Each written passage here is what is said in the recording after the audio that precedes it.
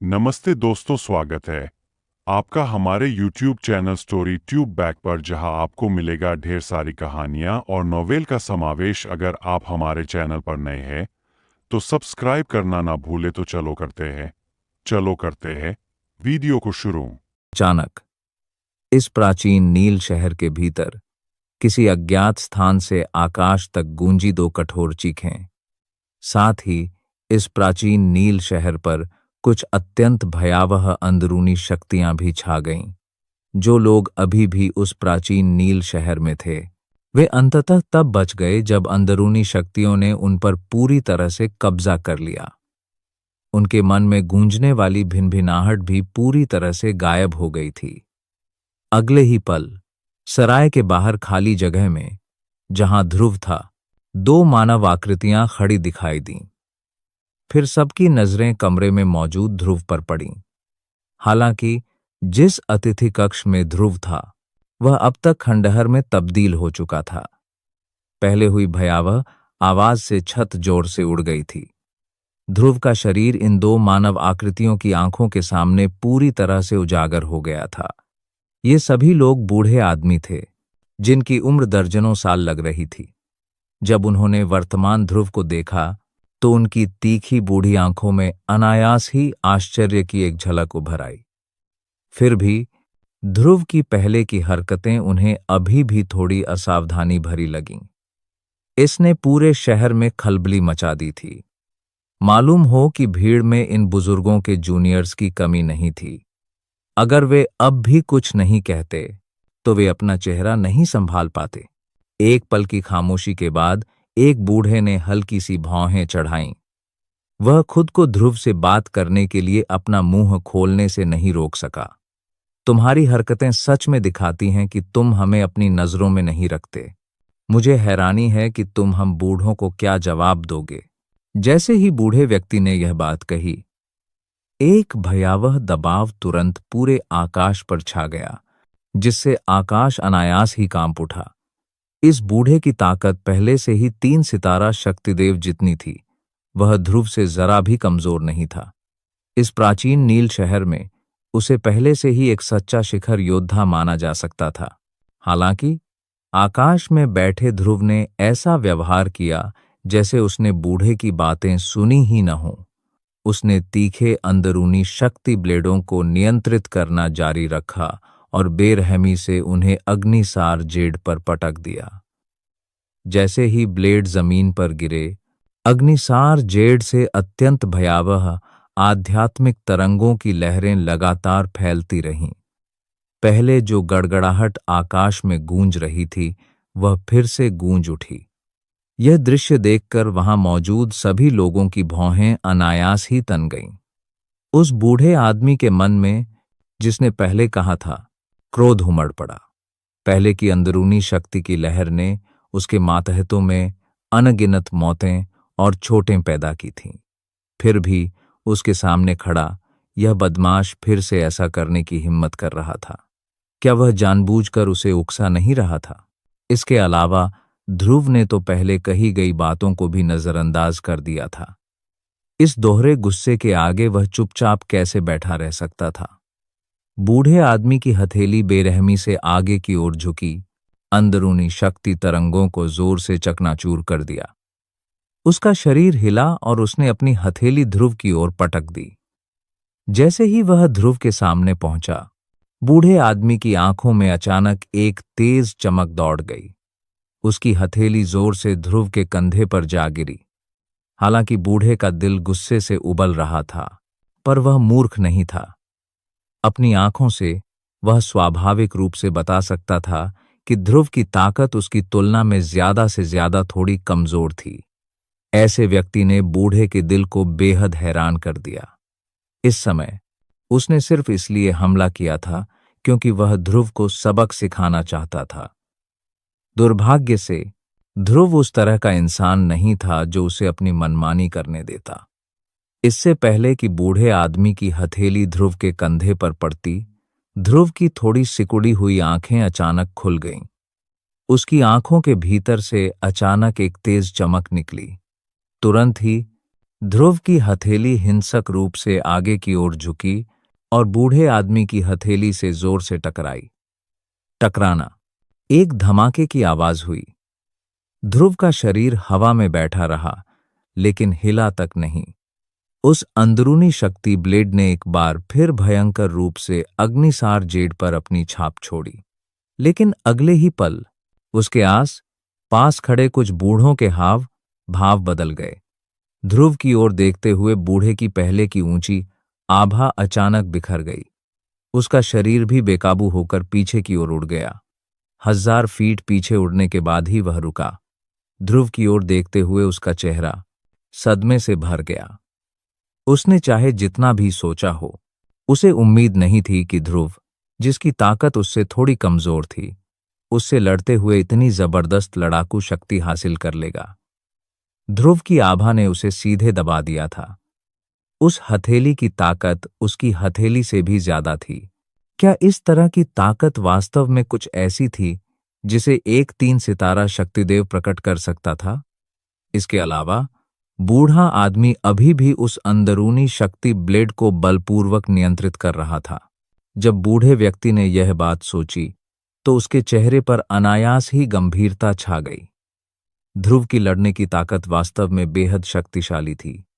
आपके के कार्य हम बूढ़ों को नीचा दिखा रहे हैं। काफी देर बाद बूढ़े आदमी ने फिर से बोलने के लिए अपना मुंह खोला। हालांकि इस बार यह पता नहीं चल पाया कि उसके स्वर ने जानबूझकर या अनजाने में बाकी योद्धाओं को भी अपनी बात में शामिल कर लिया था। जब वह बोला तो कुछ शक्तिदेवों के हाव भाव थोड़े बदल गए। उनकी भौहें अनायास ही थोड़ी सिकुड़ गईं। हालांकि अंत में उन्होंने कुछ नहीं कहा। उनके रिश्ते को न तो अच्छा माना जा सकता था और न ही बुरा, न ही उन्हें सहयोगी माना जा सकता था। आखिरकार चाहे कोई भी हो, दोनों के दिलों में अपने अपने विचार थे। बूढ़े की बातों को उन्होंने स्वाभाविक रूप से नजरअंदाज कर दिया। उनके लिए ऐसा घिसा पिटा तरीका थोड़ा हास्यास्पद था। हालांकि ध्रुव की हरकतों ने शहर के विभिन्न गुटों को अलग अलग स्तरों पर प्रभावित किया था। इसी समय शक्तिदेवों में से एक ने आखिरकार हवा में एक कदम आगे बढ़ाया। उसके चेहरे पर उदासीनता थी। उसने ध्रुव को देखा और हंसा। वरिष्ठ, आप इतनी कम उम्र में इतनी ताकत विकसित कर सकते हैं।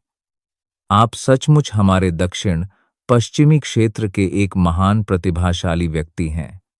हालांकि आज आपके कार्यों ने शहर में तूफान ला दिया है।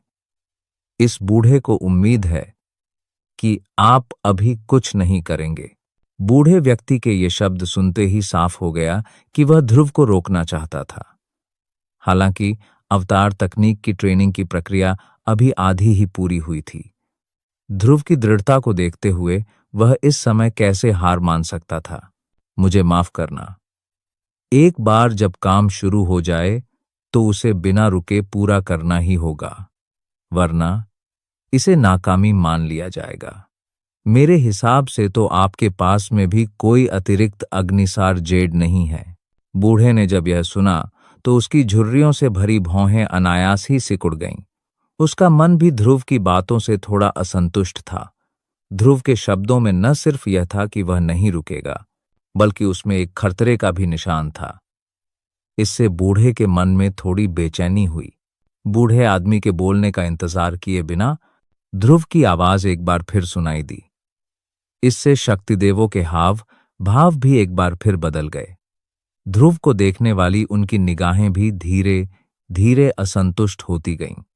चूंकि सब चाहते हैं कि मैं रुक जाऊं और मैं इस समय ऐसा करने में असमर्थ हूं, तो क्यों न सब लोग यहीं थोड़ी देर रुक जाएं। जब मैं यह मामला निपटा दूं तो सब लोग यहां से चले जाएंगे। इस तरह इस शहर के लोग सुरक्षित और स्वस्थ रहेंगे।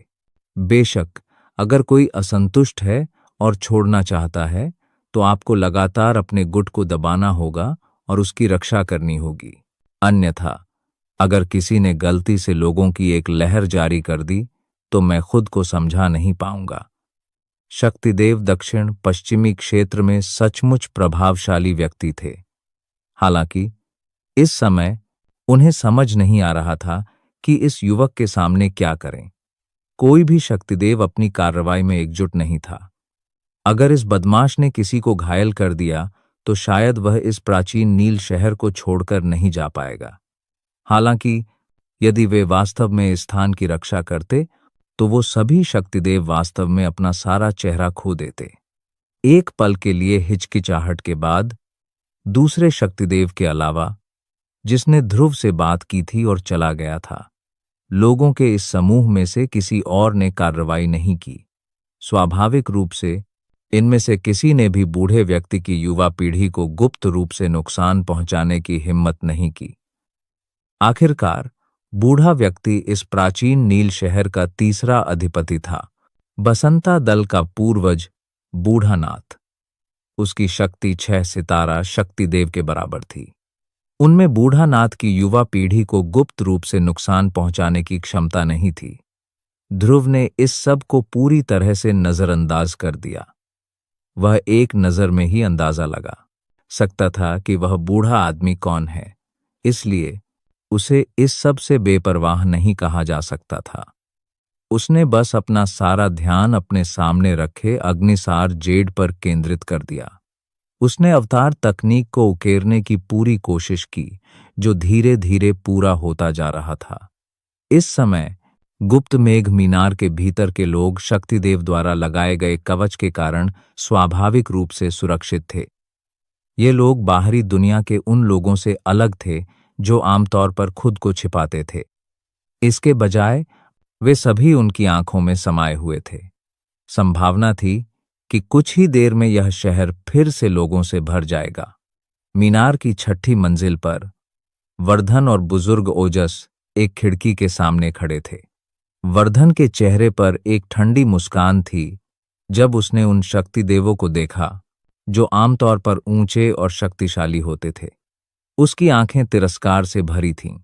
बुजुर्ग ओजस ने ध्रुव को देखा और बार बार आश्चर्य से अपनी जीभ चटकाई। इससे वर्धन के चेहरे पर मुस्कान और भी खिल गई। कुछ शक्तिदेवों के संरक्षण में जिस गति से ध्रुव ने अवतार तकनीक को उकेरा, वह पहले से कई गुना तेज कही जा सकती थी। मात्र कुछ घंटों में उसने अग्निजेड सार को पूरी तरह से उकेर दिया था। इसके अलावा उसने इसे अपने अवतार में पूरी तरह से विलीन भी कर दिया था। पहले अवतार का शोधन अंततः पूरा हो गया था। इस अवतार की शक्ति ने ध्रुव को निराश नहीं किया। एक रात के शुद्धिकरण के बाद इस अवतार ने वास्तव में एक बिजली टेस्ट को बलपूर्वक भड़का दिया था। बिजली टेस्ट समाप्त होने के बाद संघनन को सफल माना जा सकता था। तभी अवतार की शक्ति वास्तव में सुदृढ़ हो पाती। अवतार की शक्ति बिजली टेस्ट से सशक्तिकरण लेने के बाद पहले ही विद्वान रैंक तक पहुंच चुकी थी। हालांकि यह ध्रुव के लिए बहुत उपयोगी नहीं थी, लेकिन परीक्षण के पहले चरण में इतनी शक्ति प्राप्त करने की क्षमता के कारण इसे असाधारण माना जा सकता था। बेशक अगर यह ध्रुव की अतुलनीय रूप से शक्तिशाली अंदरूनी शक्ति नहीं होती, जिसने अवतार को बिजली टेस्ट को पूरी तरह से सहन करने की अनुमति दी, तो यह संभावना थी कि अवतार की ताकत इस स्तर तक नहीं पहुंच पाती। एक क्षण बाद ध्रुव की आकृति आखिरकार एक जर्जर घर के सामने रुकी। आज यही उसकी मंजिल थी। वर्धन ने जिस हथियार बनाने वाले का जिक्र किया था, वह पहले यहीं रहता था। कुछ पूछताछ करने के बाद ध्रुव को समझ आया कि यह हथियार बनाने वाला वाकई एक असाधारण व्यक्ति था। उन्हें चमत्कारी व्यक्ति इसलिए कहा जाता था क्योंकि वे आम लोहारों से अलग थे। उनके काम में कोई गलती नहीं थी और उनके द्वारा परिष्कृत किए गए सभी अस्त्र शस्त्र अद्वितीय दिव्य अस्त्र थे, जो लोहे को कीचड़ की तरह चीर सकते थे और एक ही वार में बाल भी चीर सकते थे। उनकी खासियत यह थी कि उन्हें खुद पर पूरा भरोसा था। किसी हथियार को परिष्कृत करते समय वे कभी दूसरे पक्ष के दल या पृष्ठभूमि पर ध्यान नहीं देते थे। वे केवल परिष्कृत करने में इस्तेमाल की गई सामग्री पर ध्यान देते थे। यदि कोई व्यक्ति किसी हथियार को परिष्कृत करने के लिए इस हथियार बनाने वाले को प्राप्त करना चाहता है, तो उस व्यक्ति द्वारा साथ लाई गई सामग्रियों को वास्तविक रहस्यमय खास धातु में शामिल किया जाना चाहिए। दूसरे शब्दों में, अगर कोई उससे किसी हथियार को परिष्कृत करवाना चाहे तो उसमें इस्तेमाल होने वाली सामग्री दुनिया में बेहद दुर्लभ होनी चाहिए। अगर और भी होती तो वह उन्हें नजरअंदाज कर देता। ऐसा असाधारण व्यक्ति सचमुच मूल मार्शल दुनिया में अद्वितीय था। हल्के कदमों से ध्रुव धीरे धीरे छोटे से आंगन में चला गया। अंदर जाकर उसने पाया कि इस विशाल आंगन में एक भी व्यक्ति नजर नहीं आ रहा था। ध्रुव के मन में अनायास ही संदेह की एक लकीर उभर आई। क्या सचमुच यही वह जगह थी जहां वह बुजुर्ग रहता था? हालांकि उसके मन में कुछ शंकाएं थीं, पर आखिरकार यही वो जगह थी जहां से उसे खबर मिली थी। अगर वह अंदर जाकर न देखे तो उसे संतुष्टि नहीं मिलेगी। जब ध्रुव कुछ और कदम आगे बढ़ा तो ध्रुव की भौहें अनजाने में फड़क गईं और उसकी आंखों में एक चमक चमक उठी। अभी कुछ देर पहले ही उसने अपने सामने वाले आंगन में किसी को बात करते हुए सुना था, तो शायद यही वो जगह होगी जहां हथियार बनाने वाला रहता था। ध्रुव ने सिर हिलाया और मुस्कुराया। इन सनकी बुजुर्ग को अपना घर ऐसा क्यों पसंद आया? वे तो बस एकांत में रह रहे थे, भिखारी नहीं थे। ध्रुव ने मन ही मन आह भरी। उसके कदम कुछ तेज हो गए। कुछ ही कदम चलते ही वह भीतरी आंगन में पहुंच गया। हालांकि जब सामने का दृश्य उसकी आंखों में आया तो ध्रुव के चेहरे पर अनायास ही एक उपहासपूर्ण मुस्कान उभर आई। जब नियति आई तो उसे रोकना सचमुच असंभव था। इस समय ध्रुव के सामने दो परिचित मानव आकृतियां व्यवस्थित ढंग से खड़ी थीं। ये दोनों बसंता दल के युवा मास्टर थे, जिनसे उसकी मुलाकात कुछ समय पहले आसमानी सौदा मीनार में हुई थी। दूसरा व्यक्ति 8 सितारा कुलीन विद्वान था, जो उसके साथ साथ चल रहा था। एलिन भी अचानक कदमों की आहट से आकर्षित हुआ और पीछे मुड़ा। हालांकि जब उसने देखा कि जो व्यक्ति आया था वह वास्तव में ध्रुव था, जिसने दूसरों से उसका उपहास करवाया था, तो एलिन के मन में तुरंत क्रोध उमड़ पड़ा। उसकी नाक से एक ठंडी खर्राट निकली। उसकी दोनों आंखें गुस्से से ध्रुव को घूर रही थीं। एलिन के कदम अचानक ध्रुव की ओर बढ़े। उसने ध्रुव के शरीर को, जो आगे बढ़ने ही वाला था, रोक लिया। एलिन ने आकाश की ओर नाक उठाकर ध्रुव को देखा और ठंडे स्वर में कहा, बेटे, क्या तुम्हें अब भी वे शब्द याद हैं जो इस युवा मास्टर ने तुमसे कहे थे? अगर तुम आसमानी सौदा मीनार छोड़ दोगे तो वह तुम्हारी मृत्यु का दिन होगा। कल मैंने तुम्हें जीने के लिए एक दिन दिया था, हालांकि तुम इसे संजोने को तैयार नहीं थे। चूंकि यह मामला है, इसलिए यह युवा मास्टर आज तुम्हें इसकी कीमत चुकाने पर मजबूर करेगा। उसकी आवाज सुनाई देने से पहले ही एलिन के पीछे खड़े बूढ़े व्यक्ति ने अपनी 8 सितारा विद्वान आभा बिखेर दी थी, जो दूसरों की नजरों में डरावनी लग रही थी। वह अशांत भाव से ध्रुव की ओर बढ़ रही थी। एलिन, जो ध्रुव के सामने खड़ा था, ने भी अपना दाहिना हाथ हिलाया। ध्रुव के चेहरे पर जोर से एक थप्पड़ मारा गया। एलिन के चेहरे पर क्रूर मुस्कान और इस थप्पड़ की ताकत को देखते हुए, अगर यह थप्पड़ ध्रुव के चेहरे पर पड़ता तो संभावना थी कि ध्रुव, जो एक शक्तिदेव था, भी थप्पड़ से स्तब्ध रह जाता। यह दिखाने के लिए काफी था कि एलिन का चरित्र कितना क्रूर था। वह निश्चित रूप से एक ऐसा क्रूर व्यक्ति था जो किसी भी शिकायत का बदला ले लेता था। वह अपनी आंखों में रेत का साया बिल्कुल बर्दाश्त नहीं करता था। एलिन के दृष्टिकोण से भले ही ध्रुव की ताकत विद्वान रैंक तक पहुंच गई हो, लेकिन उसके पीछे उच्च स्तर के विद्वान की भयावह आभा के सामने उसके लिए आगे बढ़ना मुश्किल होगा। ध्रुव के शांत चेहरे को देखकर ऐसा लग रहा था कि वह उस भयावह दबाव से पूरी तरह दबा हुआ था, यहां तक कि वह अपना शरीर भी नहीं हिला पा रहा था। इससे एलिन के दिल में पल रहे अंतहीन गुस्से को भी एक बेहतरीन मौका मिल गया। कम से कम एलिन ने अपने दिल में तो यही सोचा था। आज एलिन के लिए ध्रुव से बदला लेने का सबसे अच्छा मौका था। एलिन के क्रूर चेहरे को देखते ही ध्रुव के दिल में तिरस्कार बढ़ता गया। 8 सितारा विद्वान उसके लिए बस एक चींटी थी। इस समय यह देखते हुए कि एलिन को नहीं पता था कि उसके लिए क्या अच्छा था और उसने ध्रुव के दिल में रोष भड़काने पर जोर दिया, ध्रुव वास्तव में कुछ करना चाहता था। हालांकि इस विचार के दिल में कौंधते ही ध्रुव की आंखों में मानो कुछ विचार आ गया हो। सामने एलिन को देखते हुए उसकी दोनों आंखें उपहास से भर गईं। अगले ही पल जैसे ही एलिन का थप्पड़ ध्रुव के चेहरे पर पड़ने वाला था, एलिन के शरीर के बगल में अचानक एक मानव आकृति प्रकट हुई। यह मानव आकृति धुंधली लग रही थी।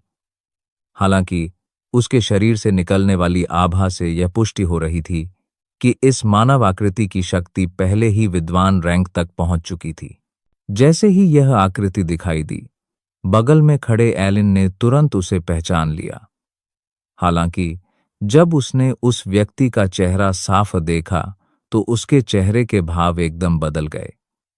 ऐसा इसलिए था क्योंकि यह व्यक्ति, जिसका आकार कुछ हद तक भ्रमपूर्ण था, वास्तव में उसके सामने ध्रुव के समान ही दिखता था।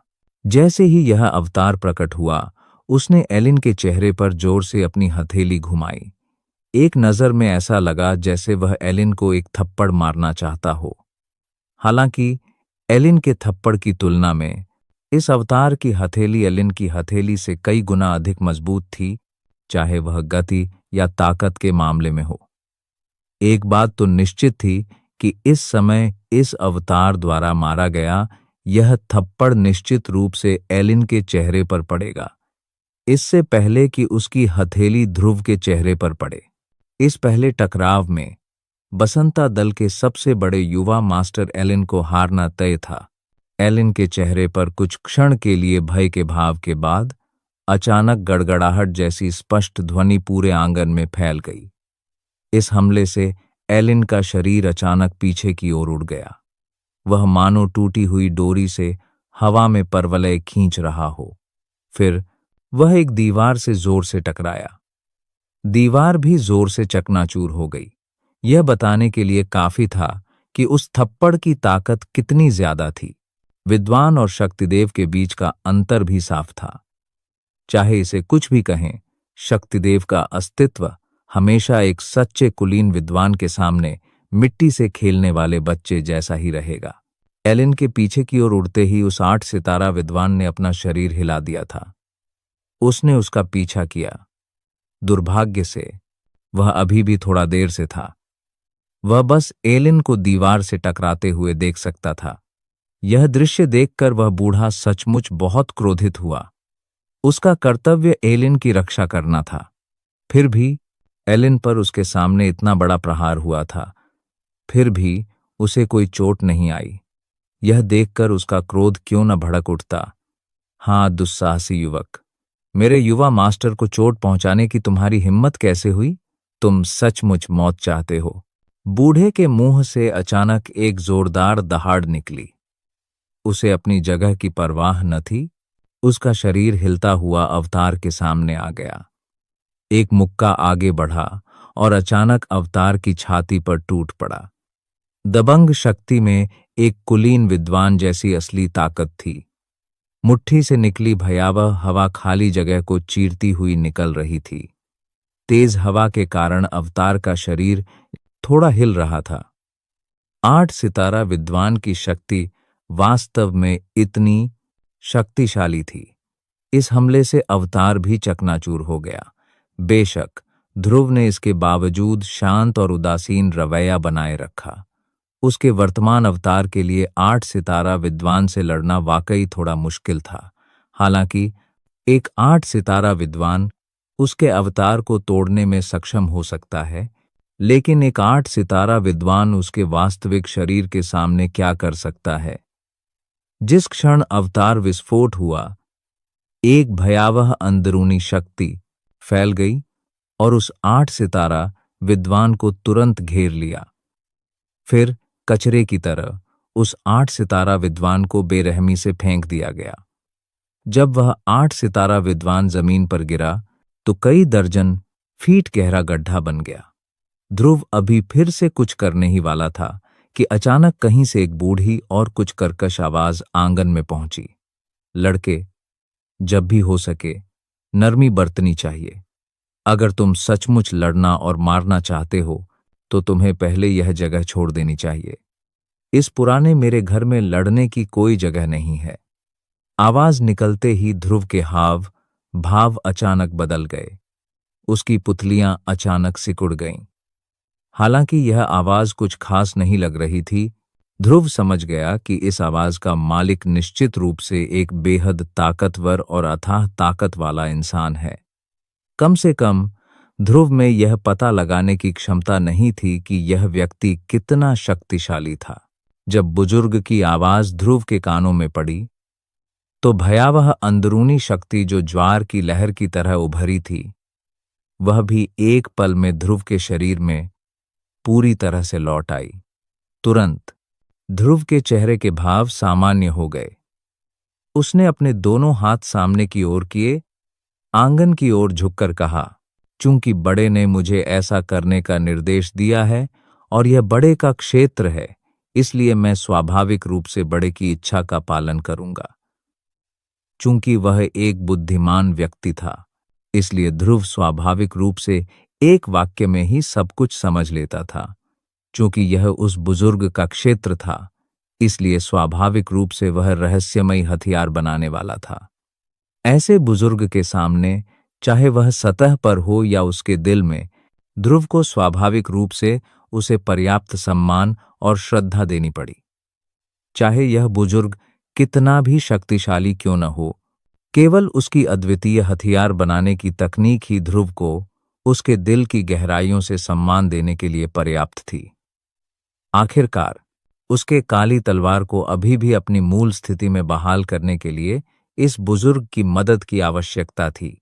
जब ध्रुव के शब्द उसके मुंह से निकले तो बुजुर्ग ने धीरे से खर्राटे लिए। फौरन उसने अपने होंठ सिकोड़े और कुछ अधीरता के साथ ठंडी आवाज में कहा, ठीक है, ठीक है, इस बूढ़े के सामने अपनी जुबान मत दिखाओ, इससे मुझे गुस्सा आता है।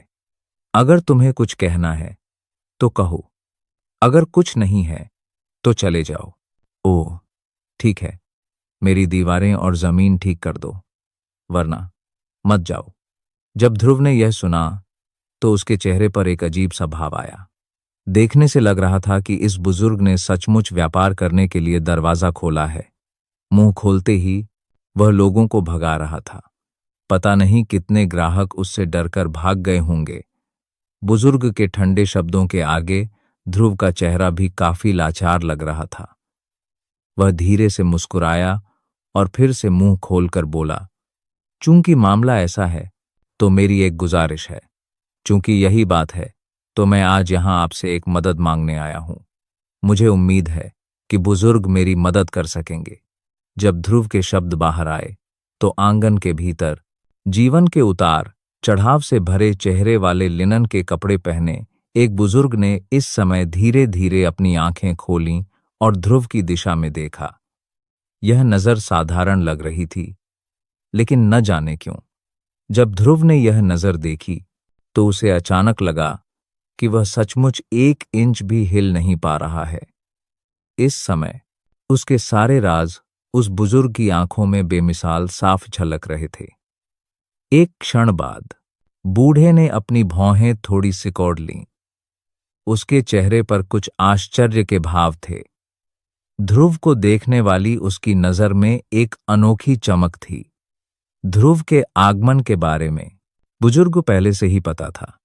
ऐसा इसलिए था क्योंकि कल ही आसमानी सौदा मीनार के स्वामी उसे ढूंढने आए थे और उन्होंने बताया था कि आज कोई उसकी मदद लेने आएगा और उसके लिए एक बड़ा उपहार लाएगा। एक हथियार बनाने वाले के रूप में इस बुजुर्ग के लिए दुनिया की अद्वितीय हथियार बनाने वाली सामग्री को देखने में सक्षम होना पहले से ही एक बहुत बड़ा उपहार माना जाता था। इसलिए यह माना जा सकता है कि यह बुजुर्ग कुछ हद तक ध्रुव के आगमन की आशा कर रहा था। हालांकि इस समय ध्रुव की जांच में उसे हथियार बनाने की सामग्री नहीं मिली, जो ध्रुव के पास होनी चाहिए थी। इससे उसके मन में कुछ असंतोष हुआ। बुजुर्ग ने हल्की सी भौहें चढ़ाईं। काफी देर बाद उसने ध्रुव से अपनी नजरें हटाईं। ध्रुव को भी अचानक अपने शरीर में हल्कापन महसूस हुआ। वह अकथनीय दबाव आखिरकार चला गया था। बुजुर्ग की आंखें घूम गईं, लेकिन उसने ध्रुव से पूछने के लिए अपना मुंह खोला। लड़के, क्या मैं जान सकता हूं कि तुम इस बूढ़े आदमी को क्यों ढूंढ रहे हो? मेरा हथियार बुरी तरह क्षतिग्रस्त हो गया है और टूटने के कगार पर है। इसके अलावा मैंने सुना है कि बुजुर्ग के हथियार बनाने का कौशल उत्कृष्ट है, इसलिए मैं विशेष रूप से बुजुर्ग की मदद लेने के लिए इस प्राचीन नील शहर में आया हूं। ओ, ऐसे बहुत से लोग हैं जो इस बूढ़े आदमी से मदद मांगते हैं। असाधारण ताकत वाले अनगिनत लोग भी हैं। अगर तुम चाहते हो कि यह बूढ़ा आदमी तुम्हारी मदद करे, तो तुम्हें पहले मुझे अपना नाम बताना होगा। यह सुनकर ध्रुव की भौहें तन गईं। मदद मांगने का यह कैसा नियम है? यह बुजुर्ग वाकई अजीब था। एलिन, जो किनारे पर खड़ा था, यह सुनकर भौहें चढ़ाए बिना नहीं रह सका। वह इस बुजुर्ग से मिलने कम से कम 10 बार तो आया था, लेकिन उसने कभी इस बुजुर्ग के बारे में ऐसा कोई नियम नहीं सुना था। आखिर यह बुजुर्ग अपनी लौकी में क्या बेच रहा था? जाहिर है, बुजुर्ग को इस एलिन के बारे में अच्छी राय नहीं थी। ऐसा लगता था कि यह आदमी अक्सर यहां आता था और बुजुर्ग के सुकून भरे दिनों में खलल डालता था। इस समय जब बुजुर्ग ने देखा कि एलिन को सचमुच उसकी बातों पर कुछ संदेह है, तो उसके दिल में थोड़ी नाराजगी महसूस हुई। उसने हल्के से खर्राटे लिए और एलिन से ठंडे स्वर में कहा, बसंता दल के लड़के, क्या तुम्हें इस बूढ़े आदमी की बातों पर कोई आपत्ति है? यह सुनते ही एलिन की पुतलियां अचानक सिकुड़ गईं और उसके चेहरे का भाव भी बदल गया। तभी उसने आदरपूर्वक उस बूढ़े व्यक्ति को उत्तर दिया, इस जूनियर की हिम्मत नहीं है। मैं तो बस हैरान हूं। यह जूनियर आपके यहां कम से कम 10 बार आ चुका है, लेकिन मैंने कभी ऐसा कुछ नहीं सुना जिसमें पहले अपना नाम बताना जरूरी हो। हालांकि इससे पहले कि एलिन अपनी बात पूरी कर पाता, बूढ़े व्यक्ति ने एक बार फिर ठंडी आवाज में बात कर दी। क्या इस बूढ़े आदमी का यहां एक नियम है? अगर मैं कहूं कि एक नियम है, तो एक नियम है। उपदेश देने की बारी तुम्हारी कैसे हो सकती है? जैसे ही ये ठंडे शब्द निकले, एलिन ने तुरंत एक अतुलनीय भयानक अदृश्य आभा को अपने चारों ओर महसूस किया, जिससे वह बिल्कुल भी हिलने में असमर्थ हो गया। एलिन का चेहरा तुरंत पीला पड़ गया, लेकिन वह यह भी जानता था कि यह बूढ़ा आदमी ऐसा नहीं है जिसे वह यूं ही भड़का सके। उसने तुरंत अपनी गलती मान ली और कहा, मुझे माफ करना, लेकिन मुझे माफ करना। इस जूनियर की हिम्मत नहीं है। यह जूनियर बस जिज्ञासु है, इसीलिए मैंने ऐसे बोला। मुझे उम्मीद है कि बुजुर्ग मेरे दादाजी को कुछ इज्जत देंगे और इस जूनियर को इस बार छोड़ देंगे। दुर्भाग्य से एलिन के शब्द अभी निकले ही थे कि वह भयानक आभा, जिसने उसे तब तक दबाए रखा था जब तक वह हिल डुल नहीं सकता था, अचानक ऊपर उठी। उसने उसे सीधे जमीन पर जोर से दबा दिया, जिससे उस छोटे से आंगन की जमीन अचानक एक विशाल गड्ढे में बदल गई।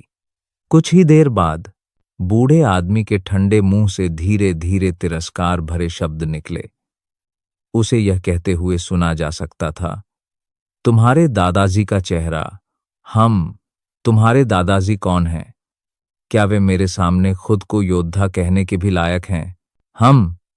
इन शब्दों के बाद एक बार फिर एक तिरस्कार भरी ठंडी खर्राटें निकली।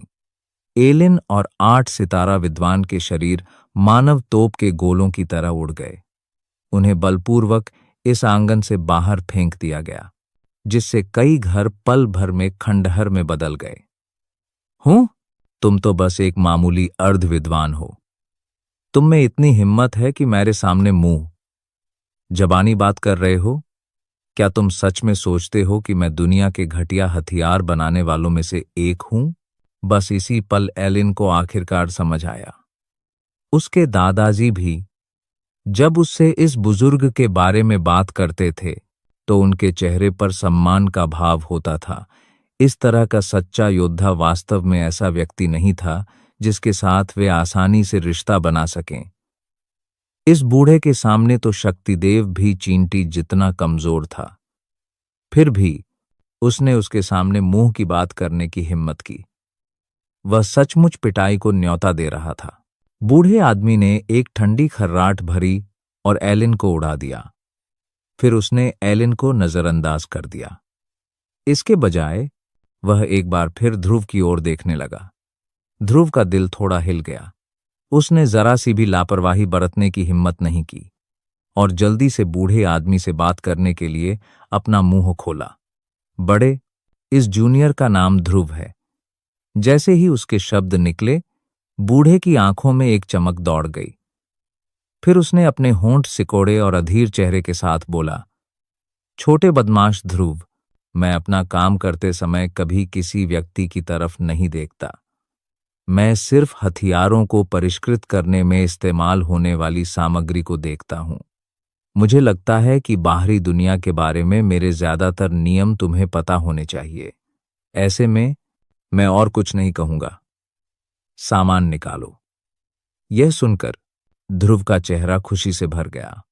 उसने अपने दिल में जरा भी लापरवाही बरतने की हिम्मत नहीं की।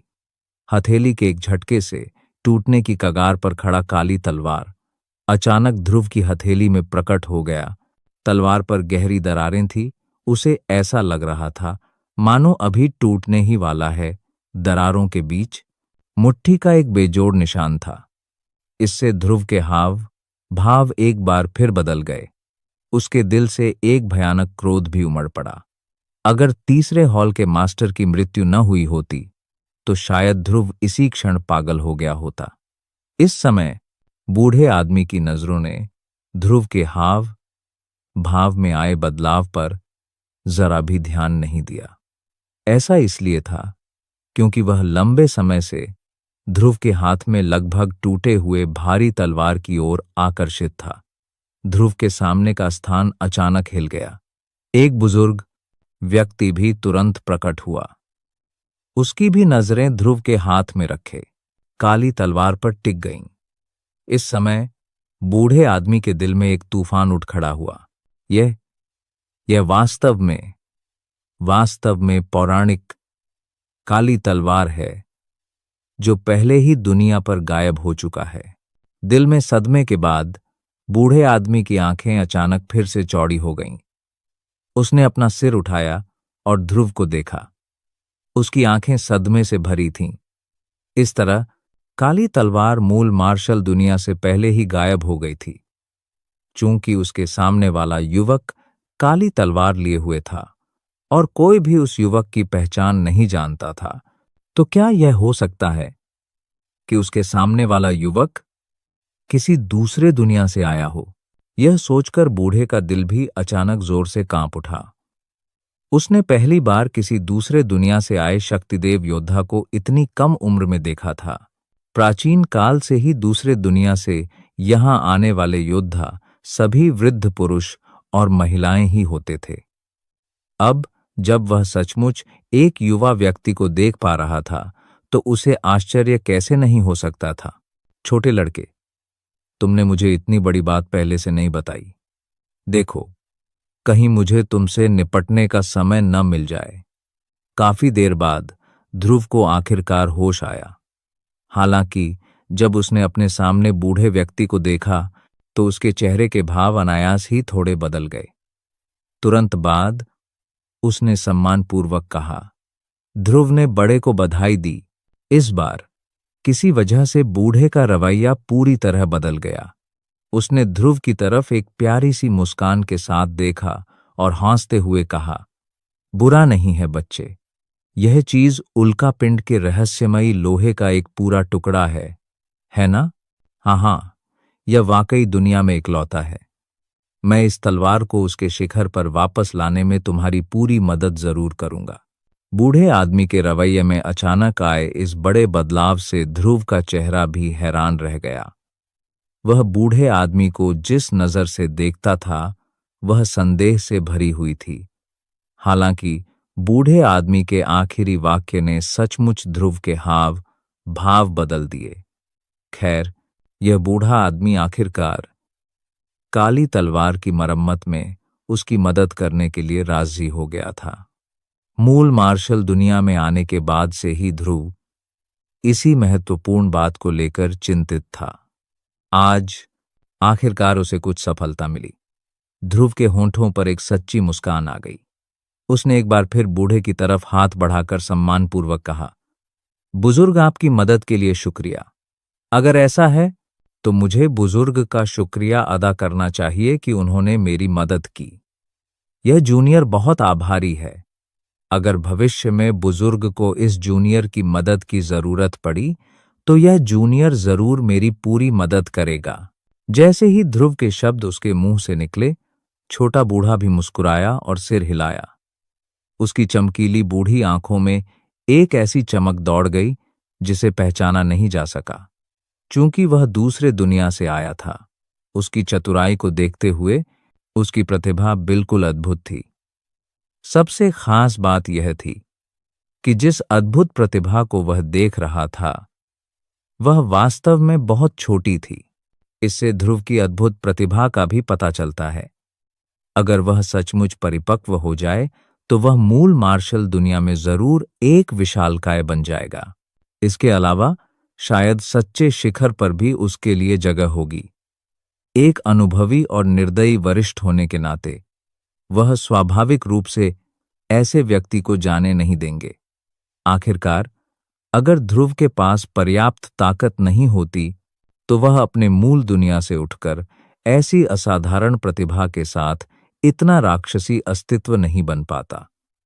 यद्यपि वह इस संभावना से इनकार नहीं कर सकता था कि ध्रुव किसी अन्य दुनिया के शीर्ष दल का वंशज था और वह सोने का चम्मच लेकर बड़ा हुआ था। फिर भी यदि उसके पास पर्याप्त क्रूर साधन नहीं होते तो उसके लिए दुनिया के एकमात्र सम्राट के सिंहासन पर चढ़ना कठिन होता। आखिरकार, उस बूढ़े आदमी की जानकारी के अनुसार दूसरे दुनिया में अब कोई सिद्ध शक्ति नहीं थी। हालांकि चूंकि ध्रुव शक्तिदेव रैंक तक पहुंचने में कामयाब रहा था, इसलिए उसकी क्षमता असाधारण ही रही होगी। इसलिए ध्रुव का वादा उस बूढ़े की नजर में इतना हास्यास्पद नहीं था, बल्कि उसमें कुछ शक्ति थी और वह उसे अपने दिल में याद रखने के लिए पर्याप्त था। हाँ, छोटे ध्रुव, क्या तुम इस बूढ़े आदमी को अपने तलवार को देखने दोगे? यह सुनकर ध्रुव ने अपनी भौहें थोड़ी ऊपर उठाईं। हालांकि ध्रुव कुछ सोच पाता, उससे पहले ही बूढ़े ने अपना मुंह खोला और हंसते हुए कहा, छोटे दोस्त, तुम्हें ज्यादा सोचने की जरूरत नहीं है। बस मैं देख सकता हूं कि यह तलवार अंदर तक क्षतिग्रस्त हो गया है। मुझे लगता है कि क्षतिग्रस्त होने के बाद तुमने इसे खुद ही ठीक कर लिया होगा। हालांकि यह परिणाम तुम्हारी उम्मीद से बहुत अलग है। मैंने यह सिर्फ इसलिए कहा क्योंकि मैं इसे और करीब से देखना चाहता हूं। तुम्हें घबराने की जरूरत नहीं है। बूढ़े व्यक्ति के ये शब्द कहने के बाद ध्रुव को पूरी समझ आ गई। उसका हृदय उस व्यक्ति के उत्कृष्ट शोधन कौशल की अंतहीन प्रशंसा से भर गया। नंगी आंखों से ही यह बूढ़ा आदमी बता सकता था कि ध्रुव ने एक बार तलवार की मरम्मत करने की कोशिश की थी। वह ध्रुव की मरम्मत का नतीजा भी बता सकता था। यह नजारा वाकई डरावना था। अब जब उसने इस तरह सोचा तो ध्रुव भी समझ गया। कोई आश्चर्य नहीं कि उस जमाने में वर्धन ने इस बूढ़े का जिक्र करते हुए इस बुजुर्ग की बहुत तारीफ करता था। इस तरह की रणनीति को सचमुच एक ऐसी क्षमता कहा जा सकता है जो स्वर्ग तक पहुंच सकती है। ऐसी स्थिति में धन्यवाद, ध्रुव मन ही मन खुशी से मुस्कुराया। उसकी आंखों में भी उत्साह के भाव उभर आए। उसने अपने दोनों हाथ आगे बढ़ाए और धीरे से काली तलवार, जो टूटने की कगार पर था, बूढ़े के मुरझाए हाथों में थमा दिया। चूंकि इस बूढ़े में क्षमता थी, इसलिए काली तलवार की मरम्मत का मामला अब मूलतः कोई समस्या नहीं थी। ऐसे में ध्रुव अपने दिल में खुशी महसूस क्यों न करे। बूढ़े आदमी को ध्रुव के प्रसन्न भाव की परवाह नहीं थी। इसके बजाय उसने अपना सारा ध्यान उस काली तलवार पर केंद्रित कर दिया जो इस समय उसके हाथ में था, मानो उसके भीतर कोई स्वर्गीय खजाना छिपा हो। ध्रुव यह देखकर थोड़ा आश्चर्यचकित हुए बिना नहीं रह सका। एक क्षण बाद ध्रुव को मानो कुछ याद आ गया। उसने अपनी बड़ी आस्तीन लहराई और उसके सामने का स्थान अचानक आकाश और पृथ्वी की एक अतुलनीय शक्ति से फट गया।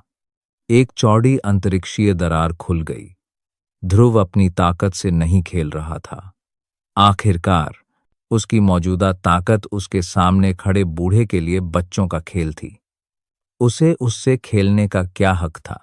ध्रुव ने ऐसा केवल इसलिए किया क्योंकि वह उल्कापिंड ज्वाला रहस्यमय लोहे का पूरा टुकड़ा निकालना चाहता था। जब उस बूढ़े ने उस काले रहस्यमयी लोहे को जमीन पर गिरते देखा, जिससे पूरा आंगन लगभग ढह गया था, तो उसके चेहरे पर जरा भी असंतोष नहीं दिखा, बल्कि उस पल उसके चेहरे पर एक अवर्णनीय खुशी उमड़ पड़ी। बूढ़े की आंखें खुली की खुली रह गईं। इस समय उत्तेजना के कारण उसके चेहरे के भाव भी कठोर हो गए थे। उसका मुंह कुछ अस्पष्ट सा लग रहा था और वह कोई शब्द भी नहीं बोल पा रहा था।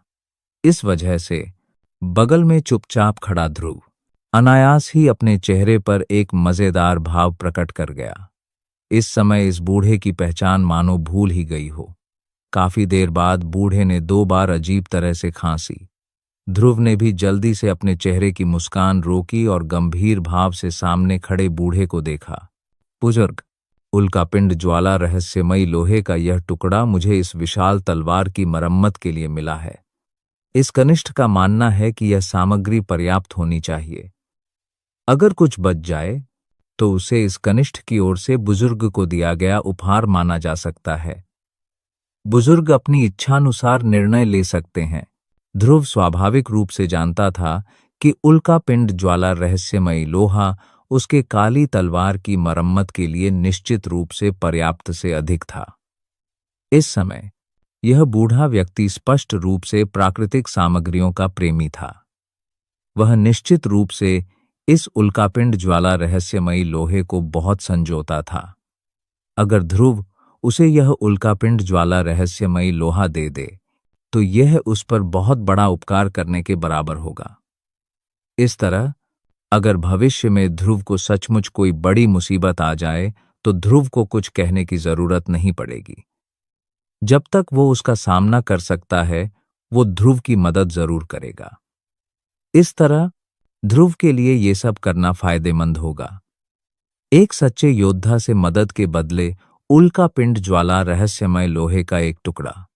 अगर ध्रुव भविष्य में इस व्यक्ति के साथ अच्छे संबंध बना पाता है तो वह एक बड़ा सहारा भी बन सकता है।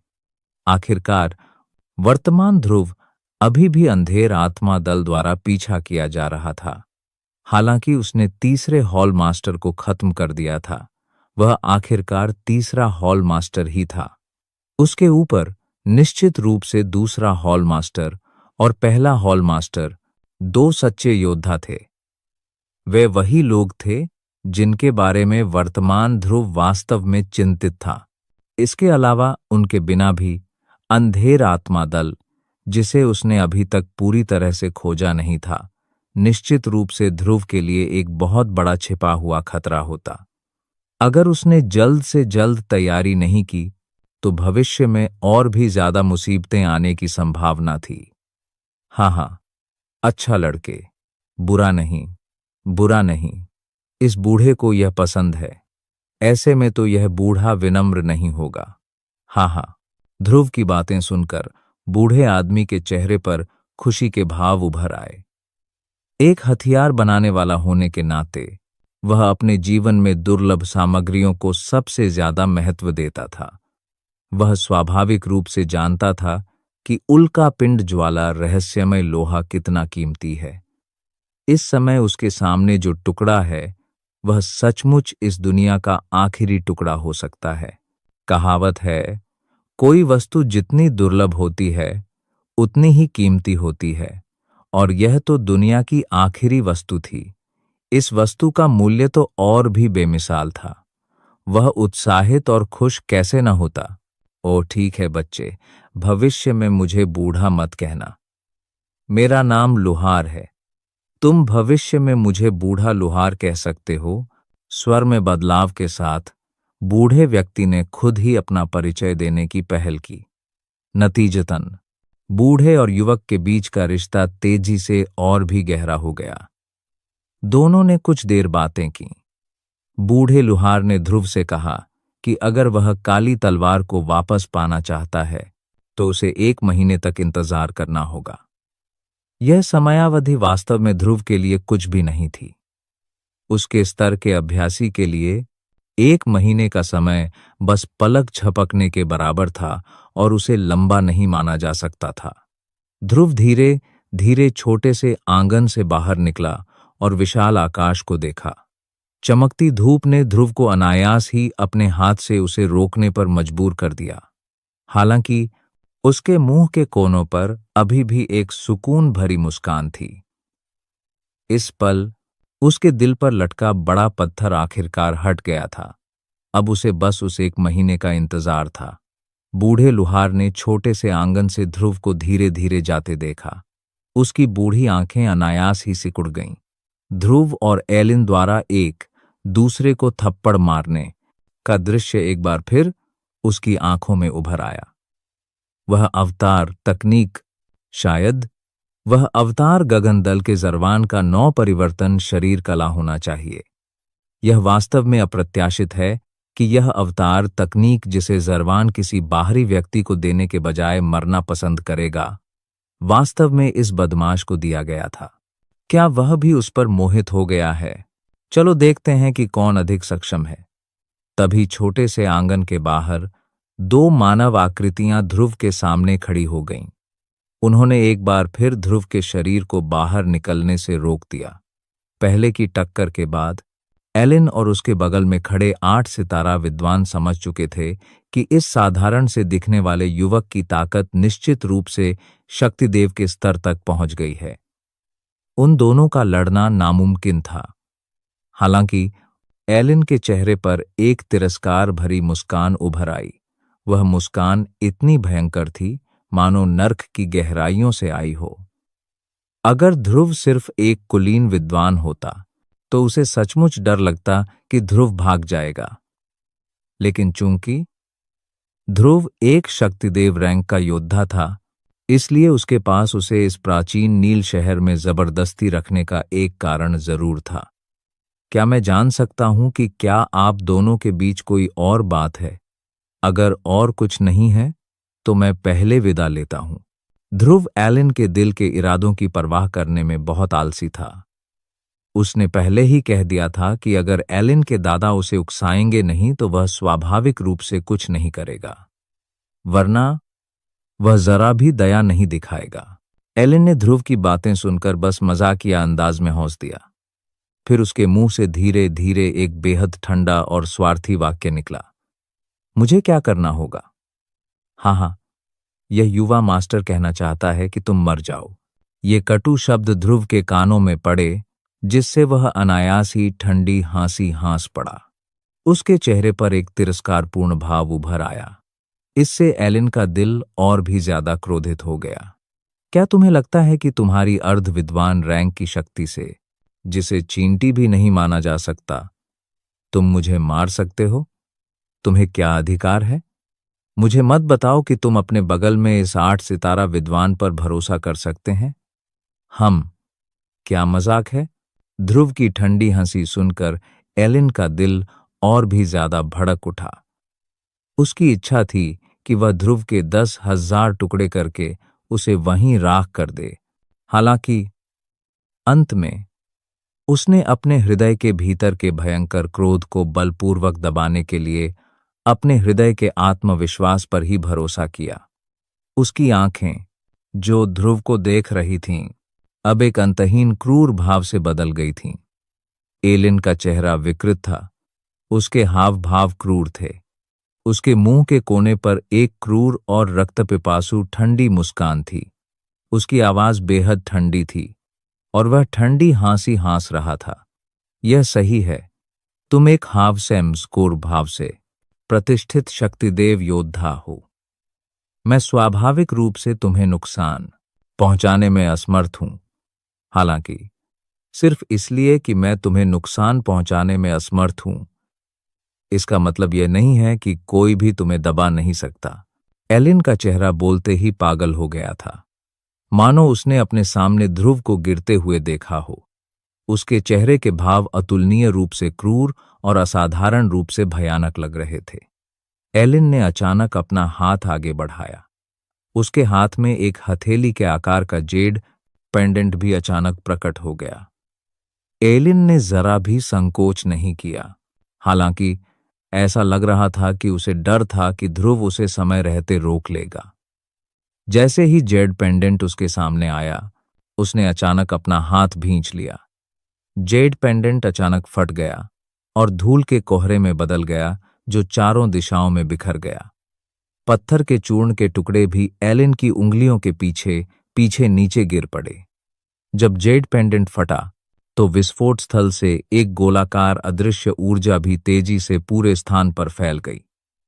ध्रुव ने एलिन की हर हरकत देखी होगी, लेकिन उसे जरा भी चिंता नहीं हुई, बल्कि उसके दिल में एक उपहास की भावना उमड़ पड़ी। सिर्फ 6 सितारा शक्तिदेव आज के ध्रुव के सामने तो कुछ भी नहीं था। चूंकि यह एलिन बेशर्मी से खुद को साबित करने पर तुला हुआ था, इसलिए ध्रुव ने उसे जगाने के लिए एक थप्पड़ मारने में कोई गुरेज नहीं किया। हालांकि इस समय एलिन ने ध्रुव के मुंह के कोने पर लटकी हुई उपहासपूर्ण मुस्कान नहीं देखी, बल्कि उसने विजयी भाव से ध्रुव को घूरा। वह चुपचाप ध्रुव की मौत का इंतजार करने लगा। जब विशेष ऊर्जा फैली तो प्राचीन नील शहर के एक गुप्त कमरे में अचानक 2 तेज आंखें खुल गईं।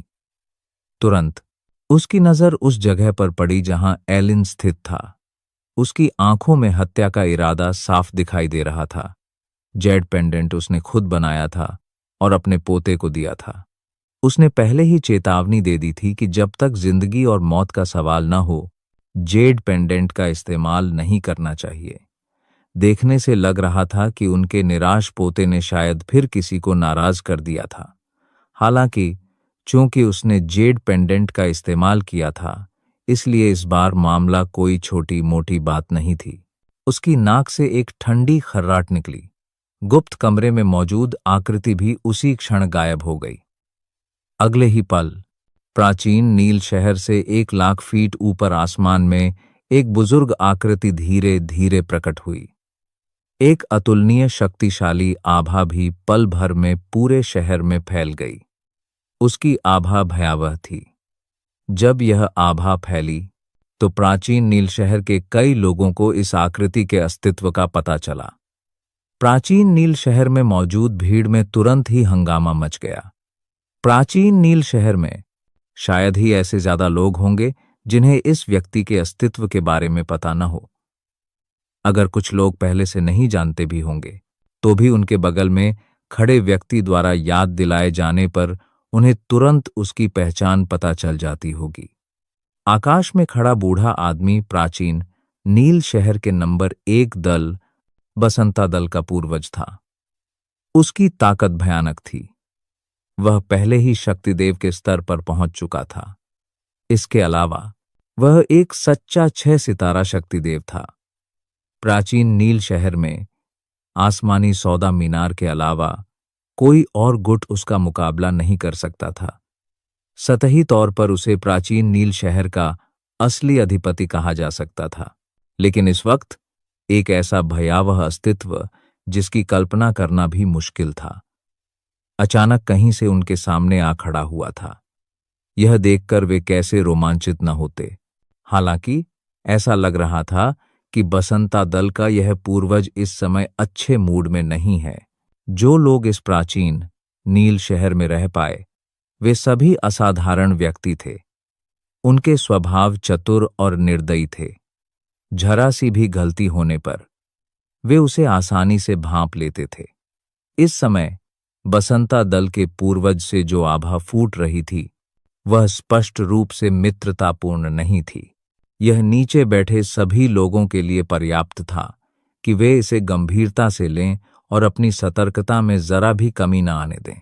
अगले ही पल बसंता दल के इस पूर्वज को मानो कुछ मिल गया हो।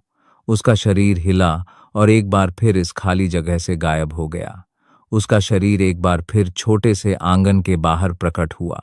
उसने अभी अभी अपना शरीर प्रकट किया था और उसे यह देखने का समय भी नहीं मिला था कि उसके सामने कौन है। तभी बसंता दल के इस पूर्वज ने भौहें चढ़ाईं। प्राचीन नील शहर से उसकी अच्छी खासी जान पहचान थी, इसलिए यही वह जगह थी जहां बूढ़ा लोहार रहता था। अब जब वह इस जगह प्रकट हो गया था तो वह सावधान कैसे न हो सकता था। कुछ ही देर बाद उसकी नजर बगल में खड़े एलिन पर पड़ी।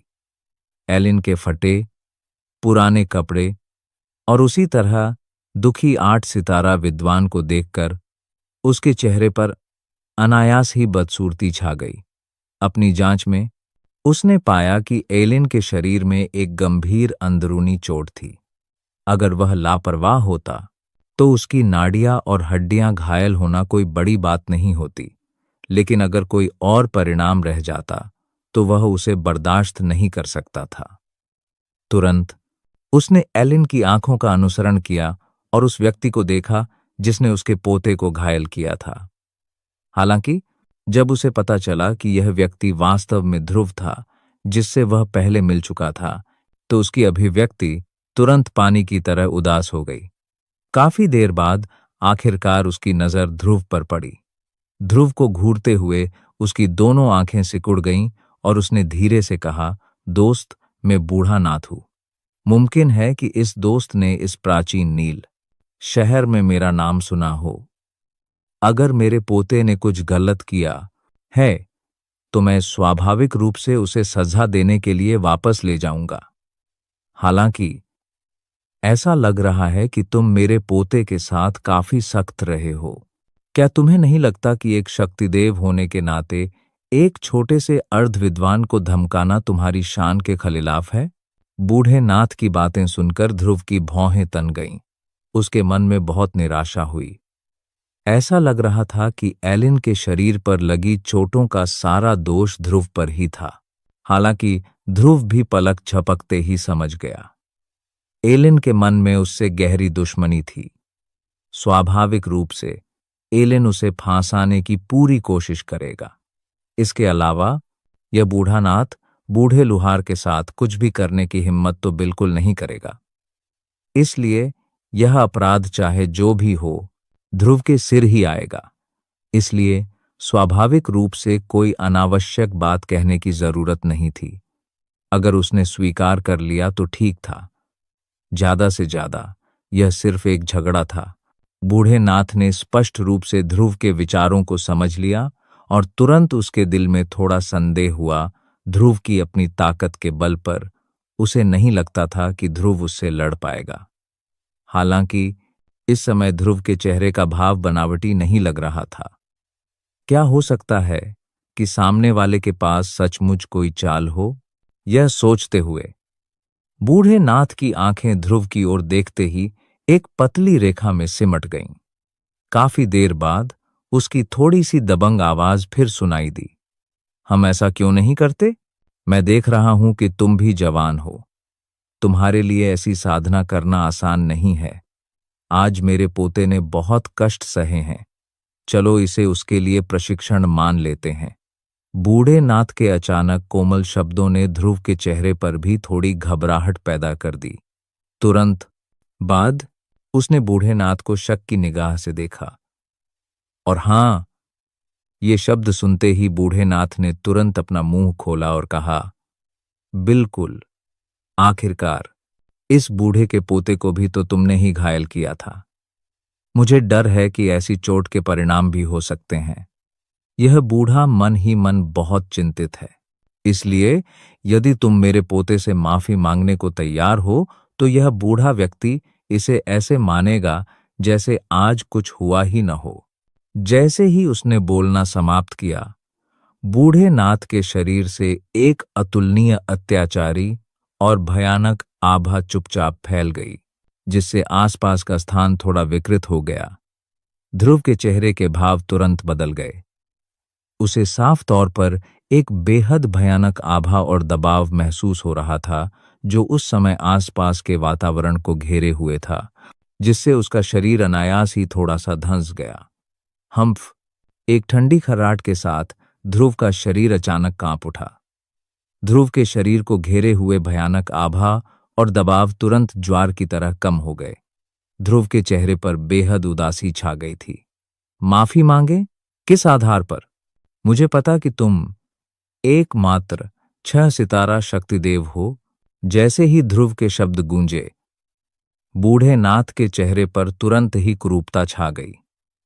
वह एक 6 सितारा शक्तिदेव असल में एकमात्र 3 सितारा शक्तिदेव द्वारा उपहास और मजाक का पात्र बन रहा था।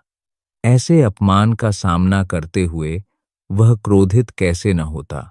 बच्चा, तू सचमुच बेशर्मी से शेख ही बघाड़ता है। चूंकि तू इस बूढ़े को अपनी नजरों में नहीं रखता, तो इस बूढ़े को भी दिखा दे कि तुझे इतना आत्मविश्वास कहां से मिलता है। उसकी आवाज सुनाई देने से पहले ही बूढ़े नाथ का शरीर जोर से हिल चुका था। वह ध्रुव की ओर बढ़ा।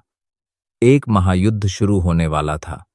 हूं, बदमाश, कितना घमंडी! चूंकि तुमने समझौता लेने से मना कर दिया है, इसलिए तुम्हें जुर्माना भरने के लिए मजबूर होना पड़ रहा है।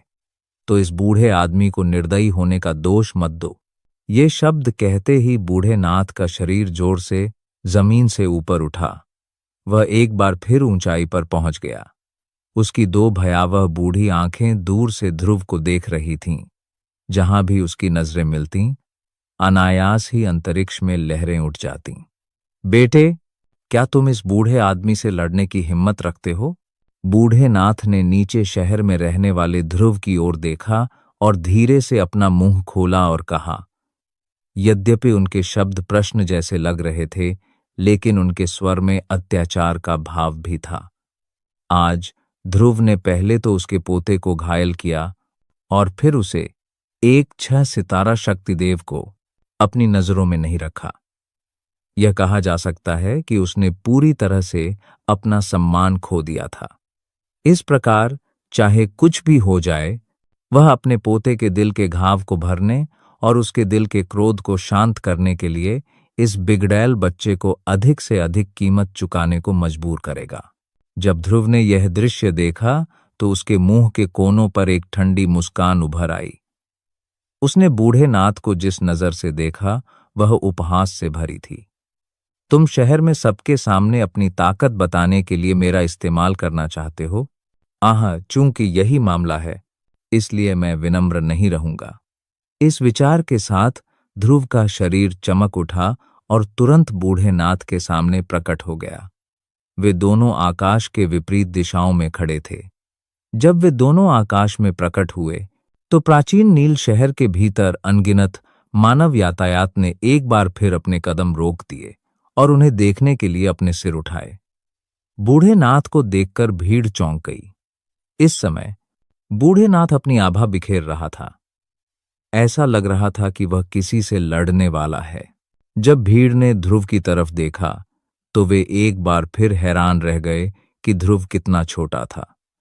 बूढ़े नाथ जिस व्यक्ति से लड़ना चाहता था, वह वास्तव में एक बहुत ही कम उम्र का लड़का था। हालांकि ये लोग मूर्ख नहीं थे। उन्हें स्वाभाविक रूप से बूढ़े नाथ की ताकत का अंदाजा था। चूंकि यह युवक उनके साथ कंधे से कंधा मिलाकर खड़ा हो सकता था, इसलिए उसकी ताकत बूढ़े नाथ से ज्यादा कम नहीं थी। यह लड़का वास्तव में एक और शक्तिदेव योद्धा था। जब उन्होंने यह सोचा, तो नीचे खड़ी भीड़ बेचैन हो उठी। इतनी कम उम्र में शक्तिदेव होना वाकई दुर्लभ था। बेशक भीड़ में ऐसे लोगों की कमी नहीं थी जिन्होंने आसमानी सौदा मीनार में ध्रुव से मिलने का मौका लिया था। इस पल उसे पहचान लिया कि यह व्यक्ति कल वाला ही था। चारों तरफ से जयघोष की लहर दौड़ गई और जो भीड़ अभी तक शांत नहीं हुई थी, वह फिर से उत्तेजित हो गई। वह अकेले ही कई शक्तिदेव योद्धाओं से अपनी रक्षा करवा सकता था। उसकी यह शक्ति सचमुच स्वर्ग विरोधी थी।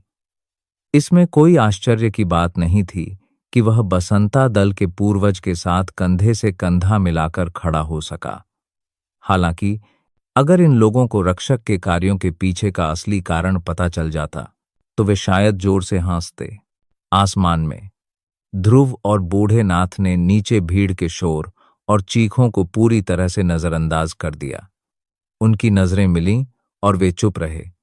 अचानक बूढ़े नाथ की बूढ़ी और भयावह आंखों में एक तेज चमक दौड़ गई।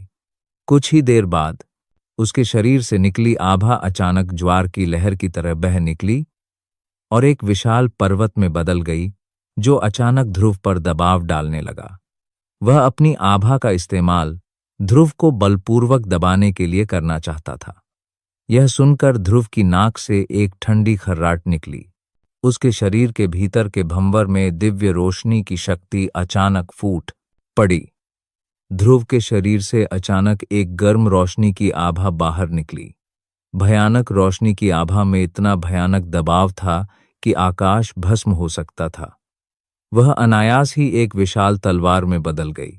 उस तलवार की एक लहर के साथ वह राजसी पर्वत की ओर तेजी से टूट पड़ी। खाली जगह से एक धीमी सी आवाज आई। बूढ़े नाथ का झुर्रियों वाला बूढ़ा चेहरा भी इस पल कुछ गंभीर हो गया। ध्रुव की आभा उसे अतुलनीय रूप से अजीब महसूस करा रही थी। उसकी आभा में अतुलनीय रोशनी ऊर्जा समाहित थी। दुनिया का यह हिस्सा भी उसकी आभा से प्रभावित था। यही कारण था कि बूढ़े नाथ गुप्त रूप से नुकसान में था। बूढ़े नाथ को देखते हुए ध्रुव का चेहरा हवा और बादलों की तरह शांत था, मानो हर चीज का उससे कोई लेना देना ही न हो। इससे बूढ़े नाथ के मन में और भी ज्यादा अपमान का भाव पैदा हो गया। ध्रुव को मारने की उसकी इच्छा भी बढ़ती जा रही थी। बूढ़े नाथ की आंखों के कोनों की मांसपेशियां फड़क उठीं। ध्रुव को घूरते हुए उसकी आंखें सिकुड़ गईं। एक क्षण बाद उसने फिर से ठंडी सांस ली। अपनी आस्तीन लहराते हुए उसकी चौड़ी हथेली में एक रोशनी चमकी। तुरंत उसके हाथ में एक बड़ा सुनहरा ब्लेड दिखाई दिया। उसकी बांह के एक झटके से विशाल सुनहरे ब्लेड से एक ऐसी आभा निकली जो आकाश को चीर सकती थी और आकाश में फैल गई। इसके तुरंत बाद वह बूढ़े नाथ के शरीर के तिरछे दाहिनी ओर खड़ा हो गया, मानो बिना हिले डुले खाली जगह में स्थिर हो गया हो। हूं छोटे दोस्त, तुम्हारे पास कुछ क्षमता है। हालांकि मुझे आश्चर्य है कि क्या तुम मुझसे यह ब्लेड प्राप्त कर पाओगे। उसकी आवाज गूंजने से पहले ही बूढ़े नाथ का दाहिना हाथ अचानक लहराया। बड़ा सुनहरा ब्लेड भी तुरंत खाली जगह को चीरता हुआ निकल गया। ध्वनि की तेज लहरों ने नीचे शहर में मौजूद सभी लोगों के हाव भाव तुरंत बदल दिए। उनके मन में एक भिनभिनाहट सी गूंजती रही। एक ठंडी हवा बह रही थी, इतनी तेज कि ध्रुव के कपड़े उसके शरीर की सतह से चिपक गए। फिर भी उन चमकदार आंखों की जोड़ी बूढ़े नाथ के हाथ में सुनहरे ब्लेड को गौर से देख रही थी। उसकी आंखें जरा भी नहीं मुड़ी। हाँ, आओ और मेरे इस ब्लेड का स्वाद चखो। एक बार जंगली ज्वार को चीर दो। उसकी आवाज गूंजने से पहले ही चारों तरफ से आती एक शक्ति लहर अचानक सुनहरे ब्लेड की नोक से फूट पड़ी। दुनिया की सारी ताकत लेकर वह ध्रुव की ओर बढ़ी। तुरंत ही आसमान से हल्की बारिश होने लगी। बूढ़ा नाथ जिस तकनीक का इस्तेमाल कर रहा था वह वाकई बेहद शक्तिशाली थी।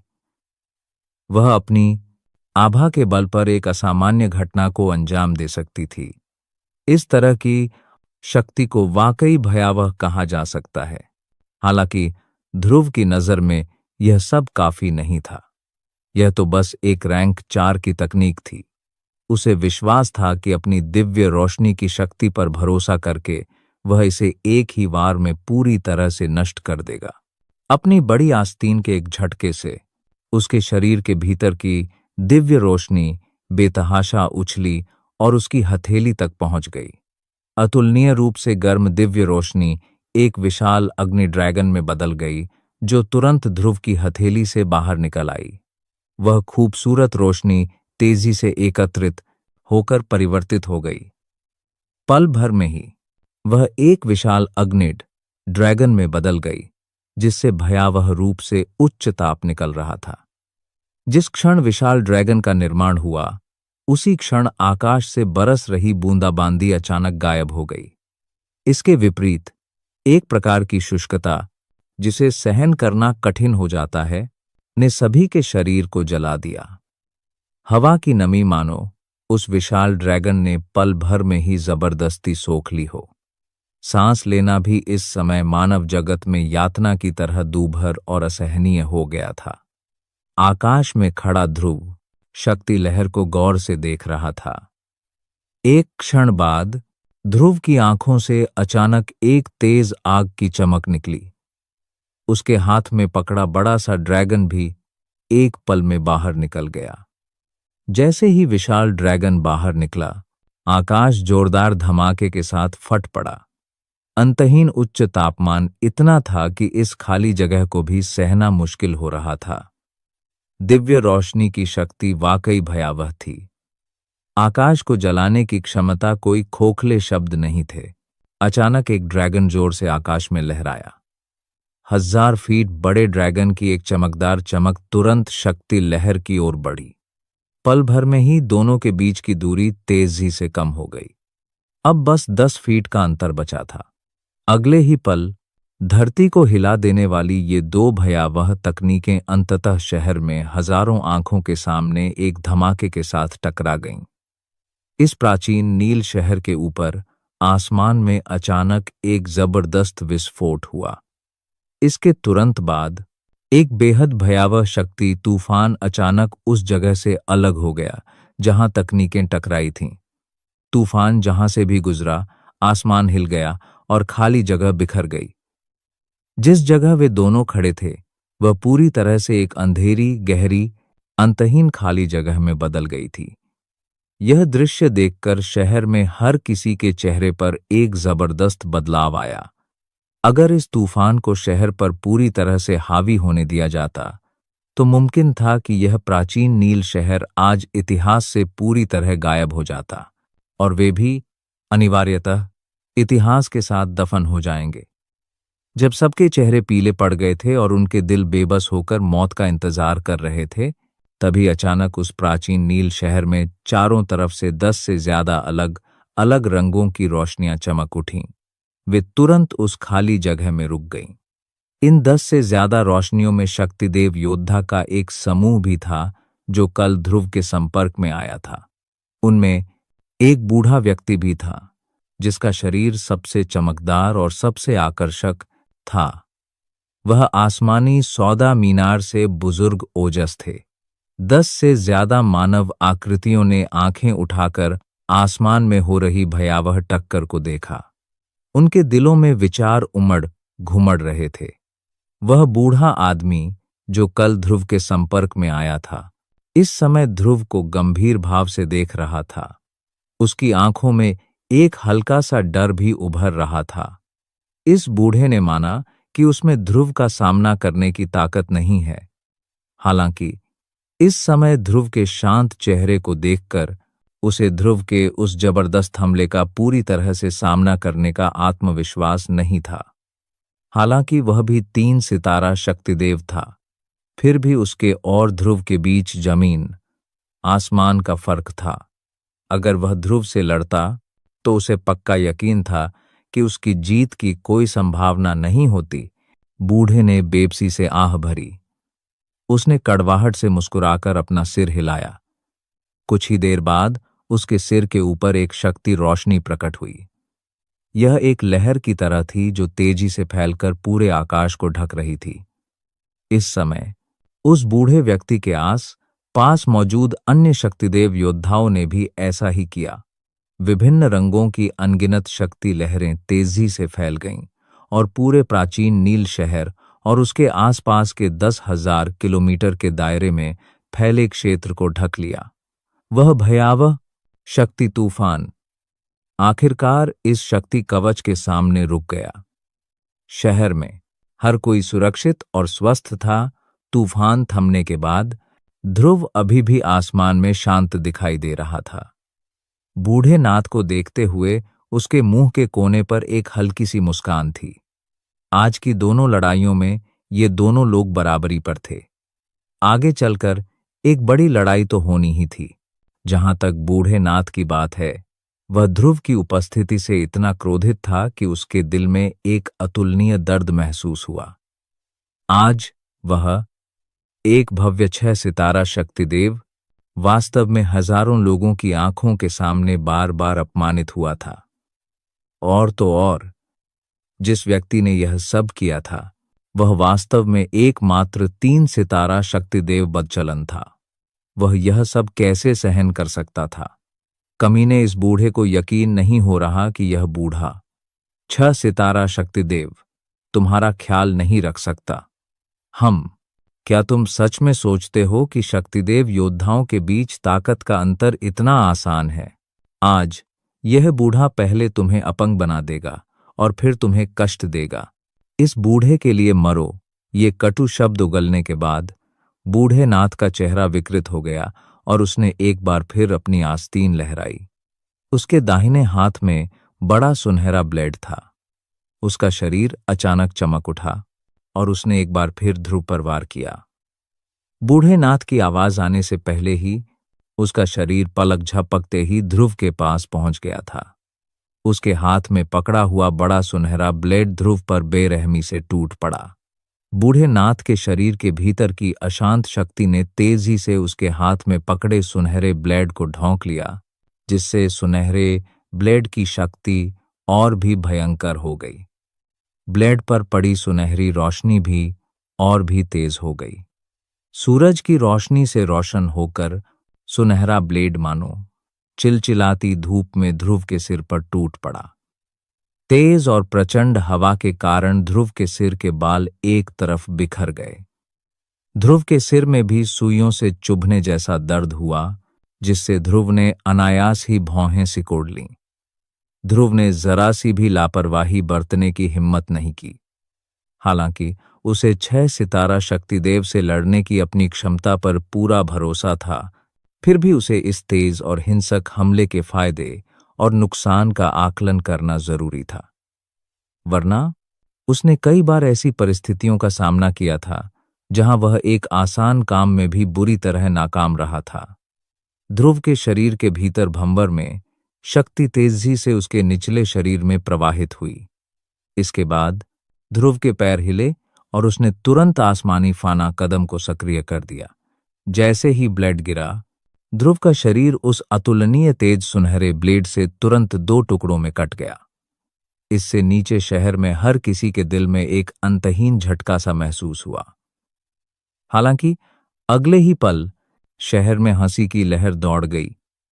जैसे ही सुनहरा ब्लेड वहां से गुजरा, ध्रुव का शरीर फट गया। इसके तुरंत बाद वह उस खाली जगह से गायब हो गया। इस क्षण बूढ़े नाथ का चेहरा पानी की तरह गहरा और गंभीर हो गया था। उसकी आंखों में जानलेवा इरादे की अंतहीन मात्रा भरी हुई थी। बूढ़े नाथ के हाथ में सुनहरे ब्लेड ने केवल ध्रुव की परछाई को नष्ट किया था। हालांकि ऐसा होने के बावजूद उसने फिर भी इतनी भयंकर शक्ति से हमला किया। उसने सचमुच सोचा था कि यह ध्रुव का असली शरीर है। उसकी यह दृष्टि वास्तव में उसके जीवन की बर्बादी थी। नीचे शहर में सभी की हंसी की तुलना में आकाश में दर्जनों शक्तिदेवों की अभिव्यक्तियां इस समय तुरंत गंभीर हो गई थीं। ध्रुव की चपलता इतनी तेज थी कि उन्हें भी उसे खोजने में कठिनाई होगी। जब ध्रुव पहले ही निकल गया था तो वे उसे देख ही नहीं पाए थे। इतनी तेज रफ्तार वाकई बेहद डरावनी थी। बुजुर्ग ओजस, जो आकाश में खड़े थे, ने जब ध्रुव की छवि देखी तो उनके चेहरे पर एक अजीब भाव प्रकट हुआ जो अन्यों से भिन्न थी। बुजुर्ग ओजस की आंखें सिकुड़ गईं जब उसने आकाश में एक खाली जगह को देखा। ऐसा लग रहा था जैसे वहां कुछ है। मैंने कभी सोचा भी नहीं था कि आसमानी फना कदम, जिसकी 4 महान दल 100 वर्षों से खोज कर रहे थे, लेकिन कोई लाभ नहीं हुआ। वास्तव में ध्रुव के हाथों में पहुंच जाएंगे। हे, कोई आश्चर्य नहीं कि तुम में 8 सितारा शक्तिदेव से मुकाबला करने की क्षमता है। यह आसमानी फना कदम सचमुच अपने नाम के अनुरूप है। ऐसा लगता है कि ध्रुव ने इसे संभवतः केवल कुछ समय के लिए ही प्राप्त किया है, फिर भी वह वास्तव में इतनी भयावह गति से विस्फोट करने में सक्षम है। यदि तुम इसमें सफलतापूर्वक महारत हासिल कर लेते, तो मुझे सचमुच आश्चर्य है कि तुम्हारा अस्तित्व कितना भयावह होगा। जब बुजुर्ग ओजस ने खाली जगह को घूरा तो ऐसा लगा जैसे 2 आंखें बुजुर्ग ओजस की आंखों से मिल गई हों। एक पल के लिए थोड़ा चौंकने के बाद दोनों एक मौन समझौते पर पहुंचे और फिर कुछ नहीं किया। हाँ, अचानक बूढ़े नाथ के पीछे से एक जोरदार चीख निकली। बूढ़े नाथ के पीछे से एक विशाल मुट्ठी, जिसमें से एक चमकदार सुनहरी रोशनी निकल रही थी, अचानक प्रकट हुई। मुट्ठी बूढ़े नाथ की पीठ पर जोर से गिरी। बूढ़े नाथ भी एक पल के लिए इस अचानक हमले से चौंक गया। हालांकि वह आखिरकार एक अनुभवी व्यक्ति था। एक पल बाद उसके चेहरे का डर पूरी तरह से गायब हो गया। बूढ़े नाथ का शरीर जोर से घूम गया।